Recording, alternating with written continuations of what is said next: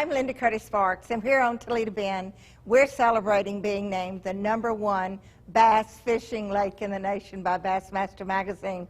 We had our 100 best lakes that we were very confident in, and then we sent those lakes out to a Bass Council of 3,500 people, as well as a blue ribbon panel of folks that fish multiple states, so that we could compare a Clear Lake to a St. Johns River to a Toledo Bend and get a very definitive list. So after about 3 months of this, we finally, and a lot of fighting and a lot of debate, we finally come up with the final listing. When Toledo Bend was brand new, this lake you couldn't conceive how good it was. I started guiding in 1970 out of Holly Park Marina in Patron Creek, and for a full year guiding every day, I never left that one creek. And I mean, this lake is 76 miles long. It has like 12 major creeks that are reservoirs within themselves. You could get out, leave the marina, go down a boat lane and catch fish on either side of the boat lane. The deep side, the shallow side, it didn't make any difference. We had bass, we had brim, you know, it was an awesome, I mean, it's a dream come true. Anybody that could cast could catch bass in those early days on Toledo Bend. It's a long, good story. It started about 25 years ago when the Sabine River Authority and the Toledo Bend Lake Association, Louisiana Wildlife and Fisheries, and Texas Parks and Wildlife started stocking Florida bass in Toledo Bend. The Department of Wildlife and Fisheries stocking program goes back to the early days of the lake when we stocked bass into the lake to jumpstart the population. It certainly had fish in it to begin with out of the river, but those were native bass because that's what we worked with at that time. Decades later, the option was available to take advantage of a Florida bass strain that has the potential to reach larger size than our native fish do. And our hatchery program was geared toward producing Florida largemouth bass fingerlings for stocking in public waters in the mid-'80s forward, and we aggressively stocked a lot of water bodies, including Toledo Bend, with those fish, not to increase the overall number of the fish, but to increase the chances that an angler will catch an above-average size bass. Those early days of Toledo Bend, we had massive amounts of standing timber. I mean, that's all the lake was. It was a big, huge 75-mile long stretch of timber bottom, river bottom that was just flooded. And we had just masses of standing timber. And as a result, the fish related to the timber lines, it was a no-brainer. But as the lake seemed to progress, we lost the timber, you know. It kind of started dropping and falling in the water, and the lake kind of slowed down right about the mid-'80s or so. But then we had hydrilla coming into the lake. Changed the thing completely. I mean, again, it was awesome, just wide open. Today, you know, we have hydrilla down south. Up north, we don't have a lot of hydrilla, but the lake is so immense, 76 miles long. I mean, a bass fisherman, whatever he wants to fish, he can do it. He can fish docks, he can fish wood, he can fish grass, you know, he can fish shallow year-round, he can fish deep year-round. The lake has that much to offer. Well, you know, the hard part of putting this list together for me is to take myself and my own priorities and passions and memories out of the criteria, because I am from Texas, and Toledo Bend is a border lake. You know, Louisiana and Texas both share the passion, love, and commitment to the fishery. So whenever we came to the agreement that Toledo Bend was #1, I could not be more ecstatic, because, you know, from my hometown love and the many times that I fished it with family and friends, and then even coming back on the Elite Series, it's like coming back home. So for me to see Toledo Bend rise to the #1 spot, and very deservingly so, it was a blessing. We started out with 3 nursery ponds to raise Florida bass fingerlings, and we got in a really aggressive program of buying Florida bass. One of the factors that is present on this lake that we don't have in a lot of other lakes is the lunker bass program. It was originally sponsored by the Sabine River Authority and then taken over by Toledo County Tackle for many years.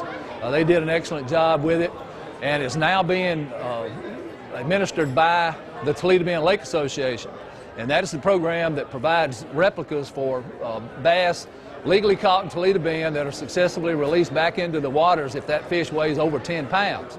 And they've increased in number over the last few years. We're up into the 80s per year now, and I think we've had about 45 that have been recaught over that time period. So it's been a pretty successful program. Some of those fish have been caught 3 times. Toledo Bend has got 30 or so active guides on the lake that I'm aware of, and in the last few years it has just boomed. Our business, for example, we have grown tremendously every single year, and I know that it's creating business on the lake for not just the guides, but also for the hotels, the rooms, everything there. And now, as being the #1 bass lake, you know, all that stuff's going to get a whole lot better too. So we're really looking forward to what's going to come to us in the next year. There's an influence at Toledo, I think, that has helped sustain this fishery over time, and it is water level fluctuation.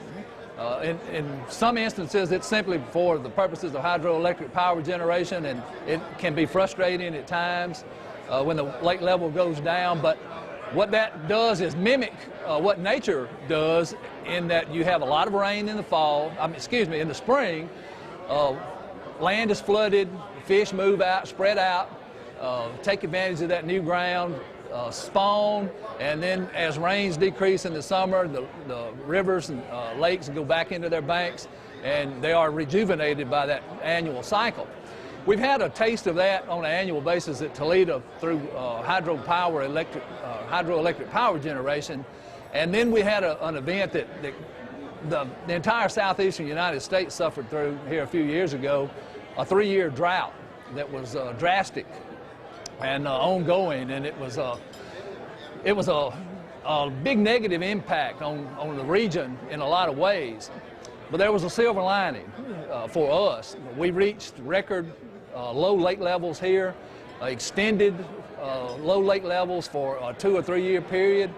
And what that does to an older lake is it provides the opportunity for the muck layer that has formed on the bottom of the lake to dry out through what we call desiccation. It oxidizes that material, firms up the bottom, gets rid of that fluffy muck.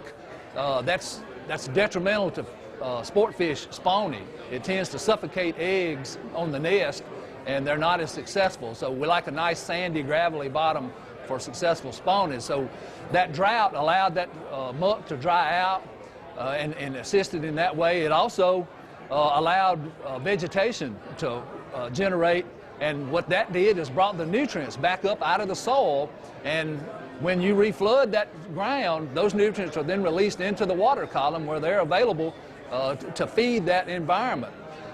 It may come as some surprise, but fertile mud on the bottom of the lake does not grow a fish.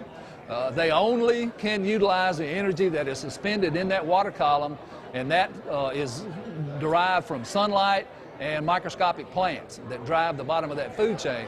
And when those nutrients are floating in that water column, they're readily available for that system to take up. And that's why you have that new reservoir experience when you flood a new patch of ground. You have all those nutrients in place, and that's what we got out of that drought. We've got larger average size sunfish now than we've had over the last 15 to 20 years. And those are all fish that either spawned or were fattened after that phenomenon. And the bass are the same way. The bass spawned well, the bass have grown well on the increased forage and the higher quality forage that's been in place since that drought. So it was a lick for a lot of people to take with the lake being that low, but it was, in a way, the best thing that's happened in a long time. And we're still kind of riding the momentum off of that, and will for a few more years. And so in the early years, in 1989, the River Authority actually adopted an economic development plan that included a lot of programs to better Toledo Bend Lake. One of them, at first, was to clear and mark the boat roads, because at that time we only had 136 buoys on Toledo Bend, and it was difficult to navigate where you wanted to fish. But we spent about $1 million. We used a lot of Wallet Bro funds, and we cleared and marked several hundred miles of boat road. So it made the lake very accessible. One of the other things, though, is that we wanted to bring big tournaments like Bassmaster into the lake, and we just couldn't get them. So they came in and worked with us and showed us what we would have to do. And a lot of the things they gave us actually helped change the history on Toledo Bend. When you come to Toledo Bend and you have in your mind what it is that you want to do, whether it be bass, crappie, brim, whatever it is, give that a shot, but leave yourself open, because a lot of the guides, like what we're able to do also, is we can be quick on judgments, and we might change your species at some point, and look at something else. Even the white bass, that became a great deal for us this spring, and we have caught huge numbers of them. Also, we bass fish on a regular basis, and it's just getting better it seems like it gets better every year. We got 3 stump cutting barges. We marked those 300 or so miles of boat road, and now actually the Toledo Bend Lake Association helps the River Authority maintain those boat roads. One of the awesome aspects of this ranking, this 100 Best Bass Lake ranking from 4 years ago to today, is the incredible boom in tourism that these lakes, not just the number 1 lake, but the number 99th lake, sees in tourism dollars. And so for what it means to community, the multiple communities actually that surround Toledo Bend, they're going to say wild influx of bass fishermen. We have 4.3 million readers of Bassmaster, and all of them want to fish the best lake in the nation.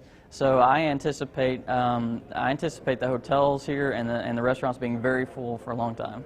We're enjoying an awesome lake right now. The lake was built in '66. I mean, what is it, 50 years old?